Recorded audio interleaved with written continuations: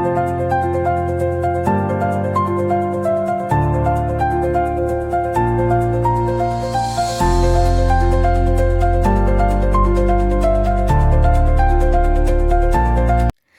Friends, ನಮಸ್ತೆ ಎಲ್ರಿಗೂ. ಅನಿತಾಸ್ bites YouTube ಚಾನಲ್ಗೆ ಸ್ವಾಗತ. ನೋಡಿ, ಒಂದು ಕುರುಕ್ಲನ್ನ ಮಾಡಿದ್ದೀನಿ, ಅಂದರೆ ಇದ್ಕಿದ ಬೇಳೆ ಮಿಕ್ಸರ್. ತುಂಬಾ ಚೆನ್ನಾಗಿರುತ್ತೆ. ಈ ರೀತಿ ಮಾಡಿ ಸ್ಟೋರ್ ಮಾಡಿ ಇಟ್ಕೊಂಡ್ರೆ ಒಂದು 10-15 ದಿವಸ ಯೂಸ್ ಮಾಡ್ಬೋದು. ಮನೆಯಲ್ಲಿ ಎಲ್ಲರೂ ತುಂಬಾ ಇಷ್ಟಪಟ್ಟು ತಿನ್ನೋಂಥ ಒಂದು ಸೈಡ್ ಡಿಶ್ ಇದು. ತುಂಬಾ ಚೆನ್ನಾಗಿರುತ್ತೆ. ಹಾಗಿದ್ರೆ ಇದನ್ನು ಮಾಡೋ ವಿಧಾನನ ನೋಡ್ಕೊಳ್ಳೋಣ.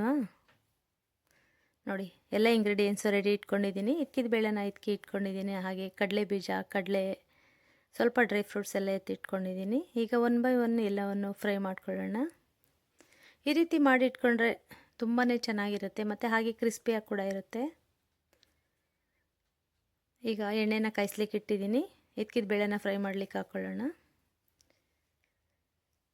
ನೋಡಿ, ಎಣ್ಣೆ ಕಾಯ್ದಿದೆ. ಇದ್ಕಿದ ಬೇಳೆನ ಎಣ್ಣೆಯಲ್ಲಿ ಹಾಕ್ಕೊಳ್ತಿದ್ದೀನಿ. ಇದ್ಕಿದ ಬೇಳೆ ಬೆಂದಿರೋ ಹದನ ಹೇಗೆ ನೋಡ್ಕೊಳ್ಬೇಕಪ್ಪ ಅನ್ನೋದಾದರೆ ನೋಡಿ, ಎಣ್ಣೆಯಲ್ಲಿ ಹಾಕಿದ ತಕ್ಷಣ ಮುಳ್ಕೊಂಡಿರುತ್ತೆ.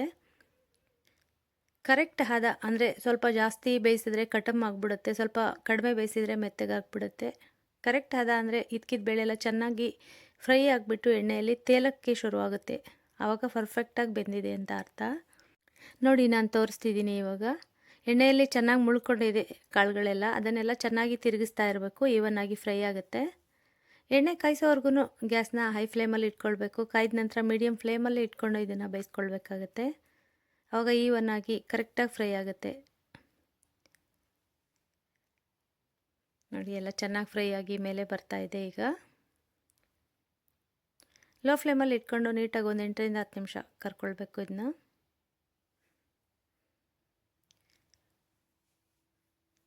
ಡೀಪ್ ಫ್ರೈ ಆಗಿ ಚೆನ್ನಾಗಿ ಮೇಲೆ ತೇಲಿಕ್ಕೆ ಶುರು ಆಗ್ತಿದೆ. ಈಗ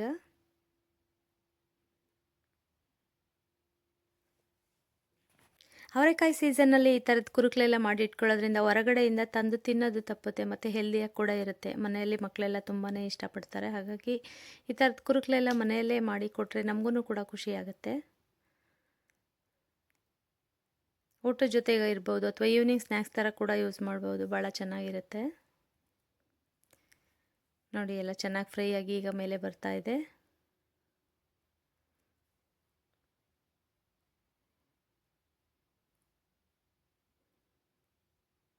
ನೋಡ್ತಿದ್ದೀರಲ್ಲ ಫ್ರೆಂಡ್ಸ್, ಬೇಳೆಕಾಳುಗಳೆಲ್ಲ ಮೇಲೆ ತೇಲ್ತಾ ಇದೆ. ಇದೆಲ್ಲ ಒಳಗಡೆ ಕುತ್ಕೊಳ್ಳೋದೆ ಎಲ್ಲ ಫ್ರೈ ಆದ ನಂತರ ಕರೆಕ್ಟ್ ಅದಕ್ಕೆ ಫ್ರೈ ಆದಾಗ ಇದನ್ನೆಲ್ಲ ಈಗ ಎತ್ಕೊಂಡು ಬಿಡಬೇಕು. ಈ ಹದಕ್ಕೆ ಫ್ರೈ ಮಾಡ್ಕೊಳ್ಳಿ, ಕರೆಕ್ಟಾಗಿರುತ್ತೆ. ಬೇಳೆ ಎಲ್ಲ ಎತ್ಕೊಳ್ತಾ ಇದ್ದೀನಿ. ನೋಡಿ, ಕಲರ್ ಕೂಡ ಶೇಡ್ ಆಗಲ್ಲ, ತುಂಬ ಚೆನ್ನಾಗಿರುತ್ತೆ. ಆದಷ್ಟು ಸೈಡ್ ಡಿಶ್ಗಳೆಲ್ಲ ಮನೆಯಲ್ಲೇ ಮಾಡಿಕೊಡಿ ಫ್ರೆಂಡ್ಸ್. ಹಾಗಾಗಿ ಹೆಲ್ತಿಯಾಗಿರುತ್ತೆ, ಜೊತೆಗೆ ಮಕ್ಕಳಿಗೆ ತುಂಬಾ ಇಷ್ಟ ಆಗುತ್ತೆ ಅಮ್ಮ ಮಾಡಿದ್ದು ಅನ್ನೋ ಕಾರಣಕ್ಕೆ. ಹೊರಗಡೆ ಎಲ್ಲ ಕರೆದಿರುತ್ತಂದರೆ ಯಾವ ಎಣ್ಣೆ ಬಳಸಿರ್ತಾರೋ ಗೊತ್ತಾಗಲ್ಲ. ಹಾಗಾಗಿ ನಮ್ಮ ಮನೆಯಲ್ಲೇ ಮಾಡೋದ್ರಿಂದ ಒಳ್ಳೆ ಹೈಜೀನ್ ಎಣ್ಣೆಯಲ್ಲೇ ಕರೆದು ಇಡ್ಬೋದು. ಓಡಾಡ್ಕೊಂಡು ಮಕ್ಕಳು ತಿಂತಾರೆ, ಖುಷಿ ಆಗುತ್ತೆ. ಮತ್ತು ನಾವೇ ಮಾಡಿಕೊಟ್ವಿ ಅನ್ನೋ ಖುಷಿ ಇದೆಯಲ್ಲ, ಅದಕ್ಕೆ ಬೆಲೆ ಕಟ್ಟೋಕ್ಕಾಗಲ್ಲ.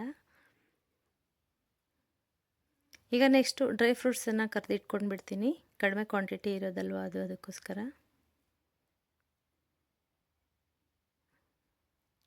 ಡ್ರೈ ಫ್ರೂಟ್ಸ್ ಹಾಕಲೇಬೇಕು ಅಂತೇನಿಲ್ಲ, ಇಲ್ಲ ಅನ್ನೋದಾದರೆ ಹಾಗೆ ಮಾಡ್ಕೊಳ್ಬೋದು. ಇದ್ರೆ ಹಾಕ್ಕೊಂಡ್ರೆ ಇನ್ನೊಂದು ಸ್ವಲ್ಪ ಟೇಸ್ಟ್ ಚೆನ್ನಾಗಿರುತ್ತೆ ಅಂತ ಅಷ್ಟೇ, ಇನ್ನೇನಿಲ್ಲ.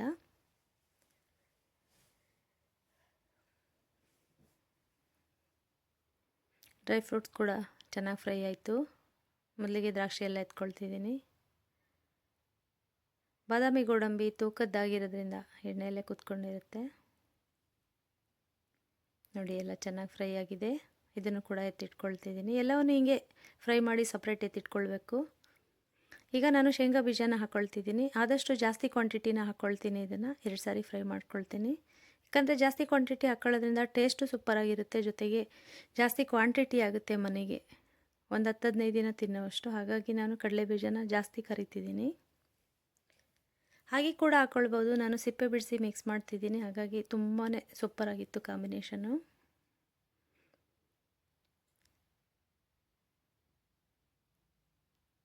ನೋಡಿ, ಚೆನ್ನಾಗಿ ಲೋ ಫ್ಲೇಮಲ್ಲಿ ಫ್ರೈ ಮಾಡ್ಕೊಳ್ಬೇಕು. ಇದು ಕೂಡ ಫ್ರೈ ಆಯಿತು, ಎತ್ತಿಟ್ಕೊಳ್ತಿದ್ದೀನಿ.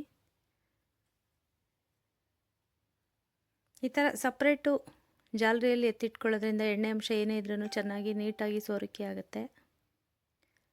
ಆವಾಗ ಎಣ್ಣೆ ಜಾಸ್ತಿ ಹಿಡ್ದಿರಲ್ಲ ಐಟಮ್ಮು. ಈಗ ಕಡಲೆನ ಹಾಕ್ಕೊಂಡಿದ್ದೀನಿ, ಇದನ್ನು ಕೂಡ ಒಂದು 2 ನಿಮಿಷಕ್ಕೆಲ್ಲ ಫ್ರೈ ಆಗಿಬಿಡುತ್ತೆ ಇದು.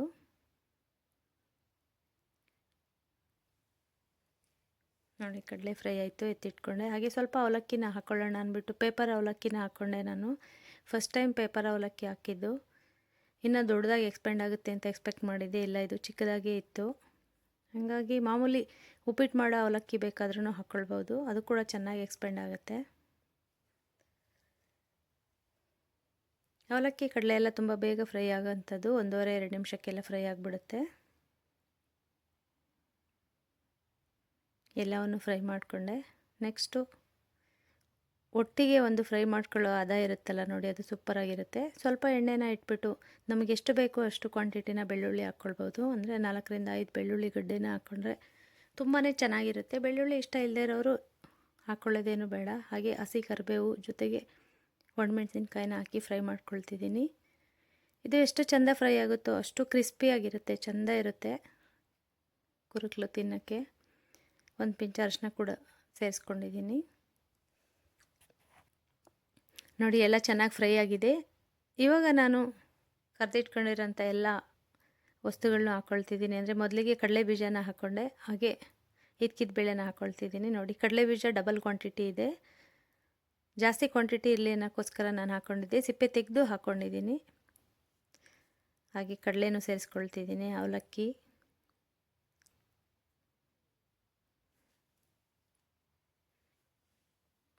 ಇದ್ರ ಜೊತೆಗೆ ಕರೆದಿಟ್ಕೊಂಡಿರೋಂಥ ಡ್ರೈ ಫ್ರೂಟ್ಸ್ ಕೂಡ ಹಾಕ್ಕೊಳ್ತೀನಿ.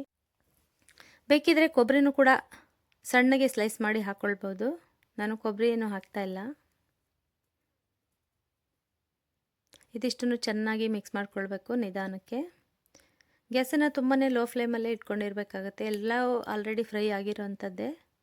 ಈಗ ಏನಿದ್ರು ಬೆಳ್ಳುಳ್ಳಿ ಟೆಕ್ಸ್ಚರ್ಗೆ ಮಿಕ್ಸ್ ಮಾಡೋಕ್ಕೋಸ್ಕರ ಮಿಕ್ಸ್ ಮಾಡ್ತಿದ್ದೀವಿ ಅಷ್ಟೇ, ಗ್ಯಾಸ್ ಮೇಲೇ.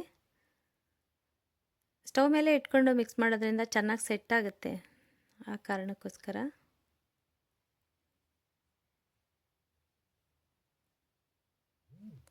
ಸ್ವಲ್ಪ ರುಚಿಗೆ ತಕ್ಕಷ್ಟು ಉಪ್ಪನ್ನ ಹಾಕ್ಕೊಂಡೆ.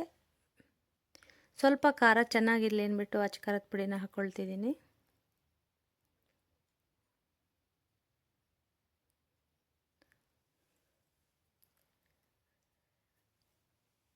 ಎಲ್ಲ ನೀಟಾಗಿ ಮಿಕ್ಸ್ ಮಾಡ್ಕೊಳ್ತಿದ್ದೀನಿ. ಯಾವಾಗಲಾದರೂ ಮನೆಯಲ್ಲಿ ಫ್ರೀ ಇದ್ದಾಗ ಮಧ್ಯಾಹ್ನ ಟೈಮಲ್ಲಿ ಈ ಥರದ್ದೆಲ್ಲ ಮಾಡಿ ಇಟ್ಕೊಳ್ಳೋದ್ರಿಂದ ಸ್ಟೋರೇಜು ಮನೆಯಲ್ಲಿ ಕುರುಕ್ಲೆಲ್ಲ ಹೊರಗಡೆ ತಂದು ತಿನ್ನೋ ಅಗತ್ಯ ತಪ್ಪುತ್ತೆ. ಜೊತೆಗೆ ಮಕ್ಕಳಿಗೆಲ್ಲ ತುಂಬಾ ಇಷ್ಟ ಆಗುತ್ತೆ.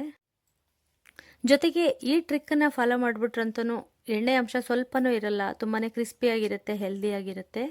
ನೋಡಿದ್ರಲ್ಲ ಎಷ್ಟು ಚೆಂದ ಕಾಣಿಸ್ತಿದೆ ನೋಡಿ. ನೆಕ್ಸ್ಟ್ ಪ್ರೊಸೀಜರ್ನ ತೋರಿಸ್ತೀನಿ.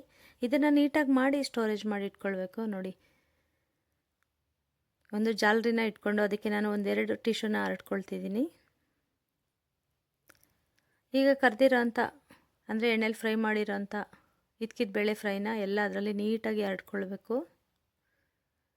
ಹರಡಿ ಇಟ್ಬಿಡಬೇಕು ಒಂದು ಅರ್ಧ ಗಂಟೆ 1 ಗಂಟೆ. ನೀಟಾಗಿ ಎಣ್ಣೆ ಅಂಶ ಏನೇ ಇದ್ರೂ ಸೋರಿಕೆ ಆಗಿರುತ್ತೆ.